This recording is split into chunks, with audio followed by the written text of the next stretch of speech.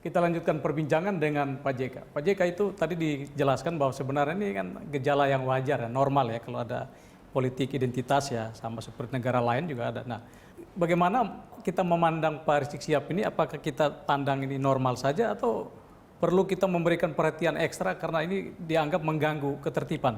Saya kira normal, biasa-biasa saja. Seperti dulu aja. Bahwa dia bikin pengajian, iya rame. Cuma bedanya cuma masa COVID ini aja, pandemi ini. Sekiranya tidak ada pandemi, tidak ada yang salah. Jadi karena itu semua pasal yang dipakai, pasal tentang karantina kesehatan kan. Tidak ada pasal yang lain. Jadi, dan ini akan selesai sendiri. Kalau jangan terlalu besar-besarkan. Jangan soal sedikit akan menjadi besar, dibesarkan macam-macam. Soal rumah sakit di Bogor, terus itu dipersoalkan kenapa lapor tidak lapor, ya pasti lapor lah itu sebenarnya.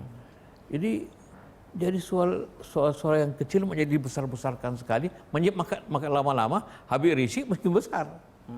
Ini ada juga kekhawatiran Pak JK ya, karena di masjid ada azan yang mengajak jihad ini. Apakah ini patut kita khawatirkan?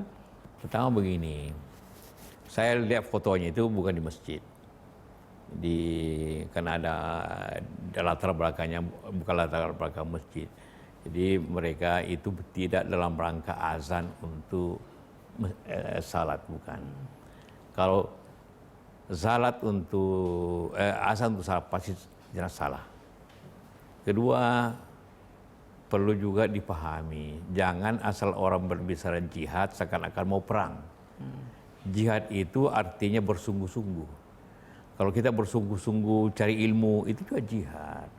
Bersungguh-sungguh berusaha agar bayar zakat, bayar pajak, agar mempekerjakan orang, itu juga jihad. Jadi jangan kita trauma benar atau ketakutan dengan kata jihad itu. Kalau makin khawatir kata-kata itu makin menjadi persoalan. Tapi kalau dia ucapkan itu di masjid itu salah. Tapi kalau hanya berbicara dalam kerangka jihad, tergantung jihad yang dimaksud.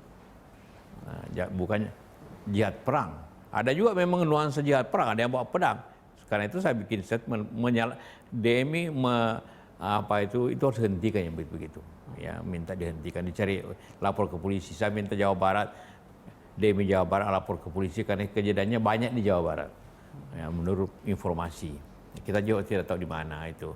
Tapi kalau saya lihat beberapa foto, itu bukan di masjid. Bukan di masjid. Itu ada suatu tempat, ada ruangan, kan ada foto macam-macam di belakangnya. Karpetnya juga bukan karpet masjid, itu dipakai. Jadi saya kira ingin hanya memberi semangat yang salah gitu kan. Intinya kalau dipakai untuk salah itu salah, jadi keliru, jangan dipakai itu. Kedua, tentu jangan diulangi seperti itu. Tapi saya juga minta perhatian bahwa kata jihad itu bukan hanya untuk perang. Jangan selalu jihad, sekarang kan itu teroris itu yang apa saja mau perang, teroris itu membunuh orang. Tapi kalau jihad bermacam-macam, berdakwah itu berjihad juga, belajar juga. Karena kata jihadnya bersungguh-sungguh. Jadi bukan memerangi orang. Jadi memang pengertian orang kadang-kadang tidak paham menjadi begitu. Pak JK ini, Pak JK sudah setahun lebih sudah keluar dari pemerintahan, sekarang aktif di PMI. Tapi ada juga yang menilai bahwa Pak JK ini masih punya pengaruh politik yang kuat, masih tanda kutip ikut bermain nih. Nah, terutama kedekatan Pak JK dengan Pak Anies Baswedan ya. Dan orang mulai menghubung-hubungkan nih, karena Pak JK dekat dengan Pak Anies berteman dengan Pak Rizik Sihab, bukan hanya berteman, mendapat dukungan politik ya. Ini ada semacam trio nih, 3 orang nih. Bagaimana Pak JK menyikapi ini, Pak? Saya kadang baik, Anies sih benar. Saya yang mendukung dia menjadi calon gubernur itu benar. Ya, malam-malam saya 12 jam sebelum penutupan Saya telepon Pak Prabowo dan Ketua PKS, semua setuju. Saya telepon dari New York malah. Karena ada bahasannya, kalau minta maaf ya, kalau Ahok yang menang, ribut ini dan bisa-bisa kena akibatnya ke Pak Jokowi. Di samping itu juga tentu semua orang punya pandangan politik yang berbeda. Kalau hari itu saya berbeda dengan Pak Jokowi, ya saya harus sependapat dalam melaksanakan tugas. Tapi dalam pilihan politik kita bisa berbeda kan, ya, bisa berbeda. Tapi dalam kasus ini benar Anies itu dekat dengan saya. Dia rektor Pramadina. Tiap Jumat saya ketemu salat Jumat sama-sama di sini, makan siang sama-sama selama 5 tahun. Bayangkan itu. Jadi kita diskusi apa saja. Nah, tiba-tiba ada masalah di DKI, ya kau saja jadi gubernur. Jadilah dia kan. Jadi dengan sangat sederhana sekali prosesnya. Dan saya berterima kasih tentu partai yang mendukung pada waktu itu. Nah, jadi tidak berarti saya orang mengartikan sekarang saya bertentangan membangkang ke Pak Jokowi. Kita tidak pernah bicara siapa calon gubernur. Tidak pernah bicara bahwa saya kemudian tahu memilih mendorong iya benar mencalonkannya. Tapi setelah dia mencalonkan itu sah, ya jalan sendiri. Ya.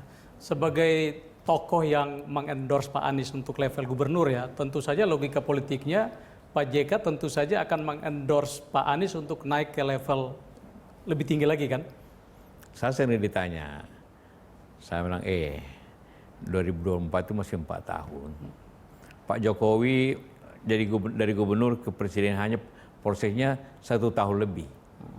Jangan dulu sekarang, jangan bicara sekarang karena orang bangun dari Jakarta sebaik-baiknya, jaga dia jangan banjir, jangan macet, bersih dan sebagainya. Itu aja. Saya bilang sama Anies begitu. Tak usah pikir 2024 akan datang sendiri kalau berhasil sebagai gubernur. Siapa saja, apakah Anies, apakah Ganjar, apakah Ridwan Kamil, apakah Hovifah, itu akan tergantung apa yang dibuatnya dari tahun ini sampai 2024. Bukan tak usah atur-atur dari sekarang, berbuat yang maksimum aja sekarang ini. Saya katakan Anies seperti itu. Saya pernah bertanya ke seorang pengamat ya, Pak Burhanuddin Muhtadi, soal Pak JK ya kemungkinan akan menjadi kingmaker untuk 2024. Tapi menurut Pak Burhanuddin, bisa saja Pak JK ingin jadi king lagi nih. Ya. Pada waktu itu umur saya sudah 82 tahun. Mana lagi saya ingin menikmati masa tua dengan itu. Bahwa kita memperhatikan politik iyalah. Namanya juga bekas wapres pasti banyak orang datang minta konsultasi. Saya konsultasi dengan partai apa saja. Tapi saya tidak mau lagi aktif praktis. Waktu Golkar mau nyusun dia punya kepengurusan, dia diminta saya ketua penasihat, saya tidak mau. Ya. Datang Erlangga, enggak lagi, saya tidak mau. Jadi sudah selesai ya Pak JK ya? Saya senang urus kemanusiaan, urus keagamaan, urus internasional. Saya datang diundang untuk bicara perdamaian di banyak negara. Itu menurut saya amal yang baik. Pak JK terima kasih banyak atas kesempatannya. Terima kasih.